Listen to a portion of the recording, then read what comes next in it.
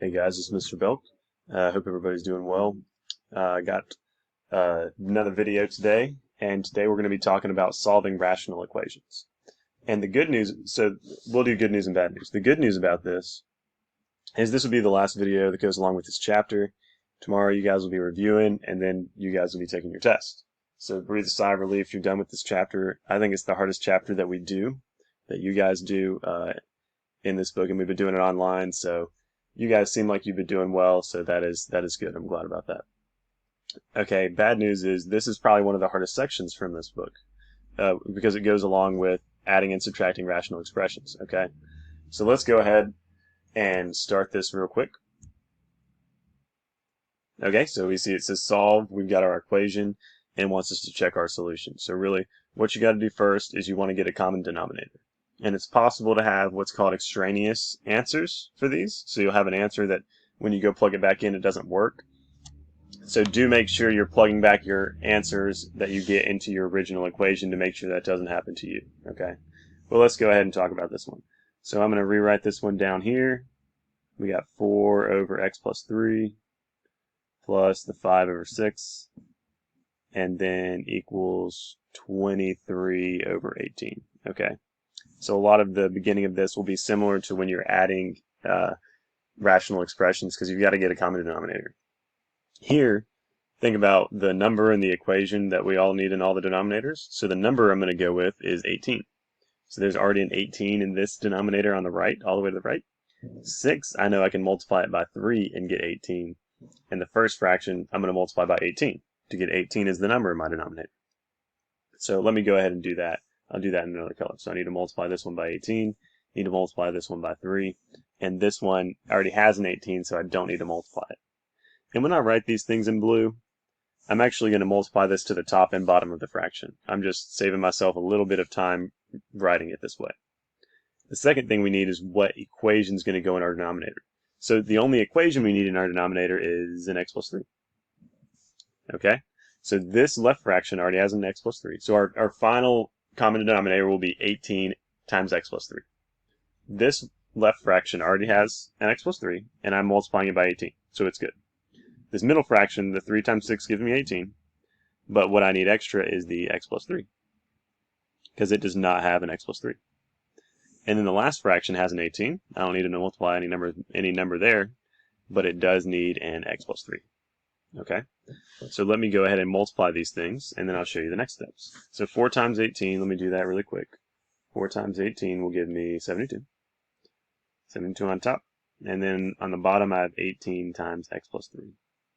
And similar to when you're adding and subtracting rational expressions, you don't want to actually multiply the terms in your denominator. You want to leave them that way because it will be easier. And there's another reason you'll want to leave them that way in a second. But it's easier for you to do the math and everything without multiplying those together. You want to see that's your common denominator. So this 5 times 3 gives me 15.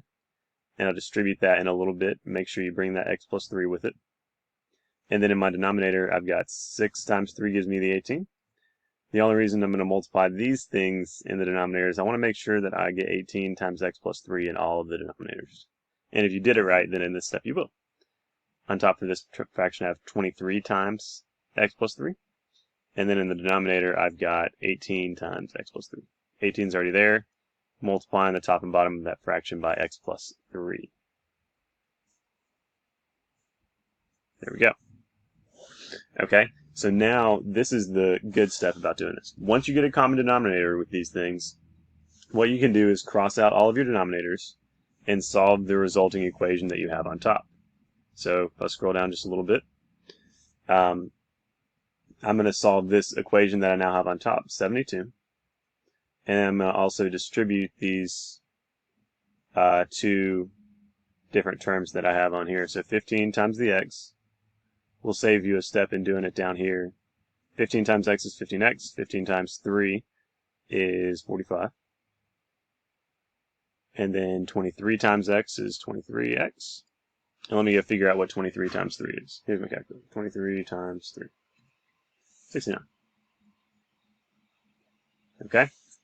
And now what I'm going to do is combine all of these like terms that I have together. Like on the left side, 72 and 45 are like terms. So 72 plus 45, again, I'm going to do that on my calculator.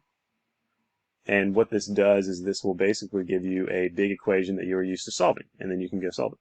So this gives me 15x plus 117. And I'm going to set that equal to the 23x and 69. So then I'm going to subtract. You can go about solving this however you would like to. I'm going to move over here so I have a little bit more room. If you subtract 15x from both sides, you'll get 117 equals 23 minus 15, I believe is 8. 23 minus 15. Yeah, that's 8. So I have 8x on the right side, and I still have the 69. Subtract the 69 from both sides, so do 117 minus the 69. And that leaves me with 48 on the left and 8x on the right. And you guys have been doing this for a long time.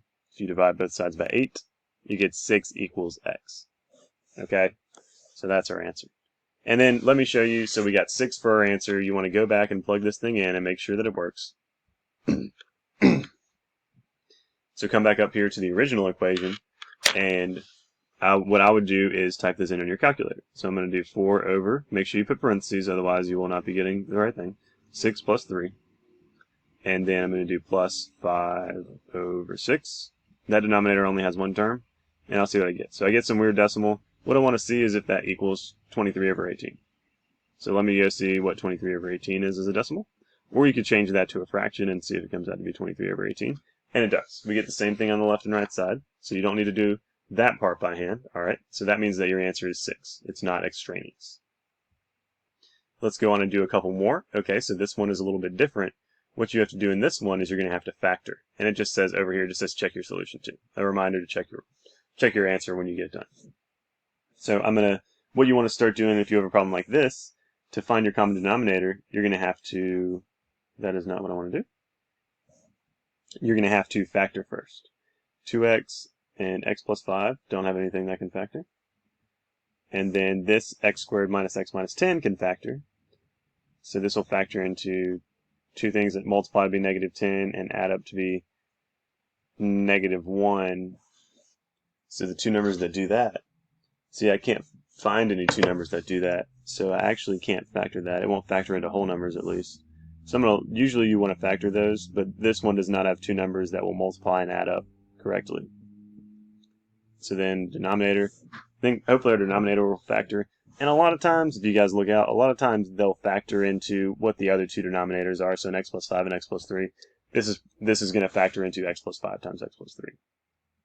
That doesn't always happen, but a lot of times it will when you're doing this. So it will be, your common denominator won't be too terribly nasty, I guess is the word.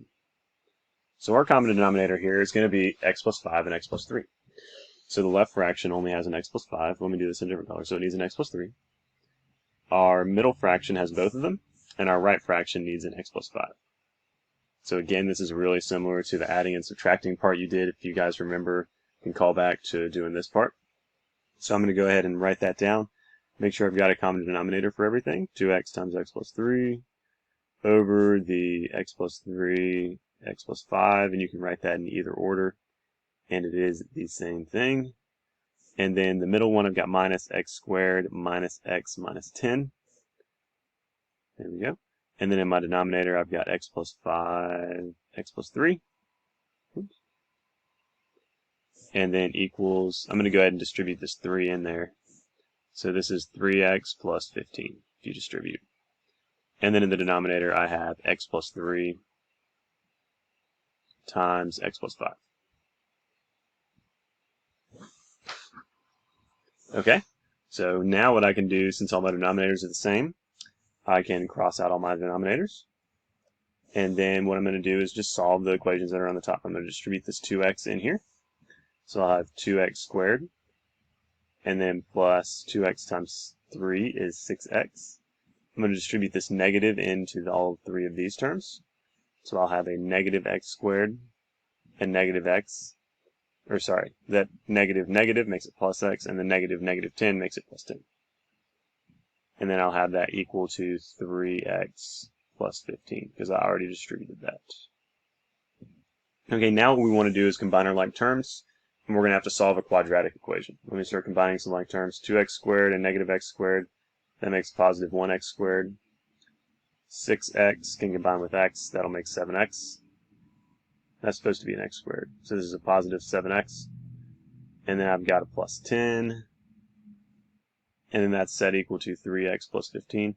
What you've got to do, reminder, if you're going to solve quadratic equations, you've got to move these terms over here. And what I'm going to do is just combine them with the like terms. So x squared's first, 7x. If I subtract the 3x on the right side away from it, I'll have 4x. And then 10. If I subtract, I guess I shouldn't put a plus there. If I subtract from that 10, 15, that will give me negative 5. And then that is set equal to 0. So the last thing you want to do is factor this and solve it. I'm going to have to write that over here and do that. So it's x squared plus 4x minus 5.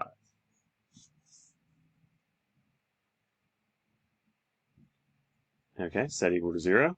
This is going to go back a long time to chapters we did a long time ago. Two things that multiply to be negative 5 and add to be 4 are x plus 5 and x minus 1. Set equal to 0. Whoops. And then you do x plus 5 equals 0, and you'll get x equals negative 5 for that answer. And then you do x minus 1 equals 0, and then that will give you, if you add 1 to both sides, that will give you x equals positive 1. So far, those are your two answers. Again, you want to go back and check them. And let me tell you a quick way you can check these answers. The only time you'll get a problem with any of these answers is if you have a number in your denominator of your original equation that makes your equation be 0. Okay? Or that makes the denominator be 0, I'm sorry. So let me go look at x equals 1 first. So go look at your original denominators, x plus 5. If you plug in 1 there, you're going to get 6. That's not 0. For this expression, if you plug in 1 there, you're not going to get 0. For this expression, if you plug in 1 there, 1 plus 3 is 4. You're not going to get 0. So 1 is good. I'm going to put a check mark by 1, or I'm going to highlight. And then what you want to go look at is the negative 5. Negative 5 is actually going to be a problem there. Okay, so because if you plug in negative 5 to this fraction, what's negative 5 plus 5? That's 0. And you can go ahead and stop there. That's enough to tell you that this is extraneous. So I'm going to X out this negative 5 because it actually comes out to be extraneous. So your only answer is x equals 1. Because that was that word extraneous, which you don't need to know or know how to spell, but as long as you know that if you plug one of your answers back in and it doesn't work, it's not actually an answer. Okay. Let's keep going. I got a few other examples down here. There we go. So I got this example right here. Again, it has the same directions. 2 over x plus 3 times the 3 over 2 equals the 19 over 10. And that problem we just stood above it. That's why these problems are hard. That was a very long problem. Okay. This one maybe shouldn't take us as long. So let me go ahead and think about what our common denominator is going to be. I think the number can be 10. So I can multiply this fraction by 5, this fraction by 10. And then see, this is similar to the other one we did where we need an x plus 3 in all the denominators too. So this 5 and 2 needs an x plus 3. And then my fraction all the way on the right also needs an x plus 3. But it's okay because it already has a 10. So I'm going to go ahead and multiply on the top here. 2 times 10 is 20. Over 10 times x plus 3. Plus 3 times 5 is 15. Times x plus 3. And then in my denominator, I've got 2 times 5 is 10. And an x plus 3 there, which is good.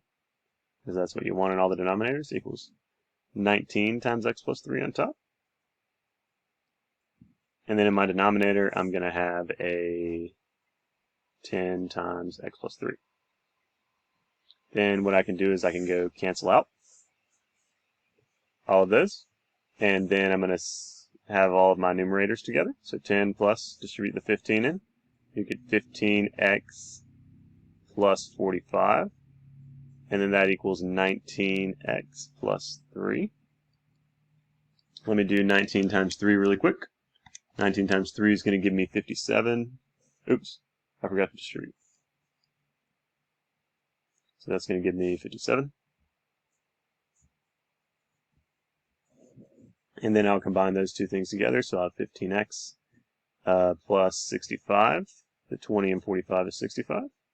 And then equals 19x plus 57. Subtract the 57 from both sides. So I'll have 15x. 65 minus 57 is going to give you 8. Positive 8 equals 19x.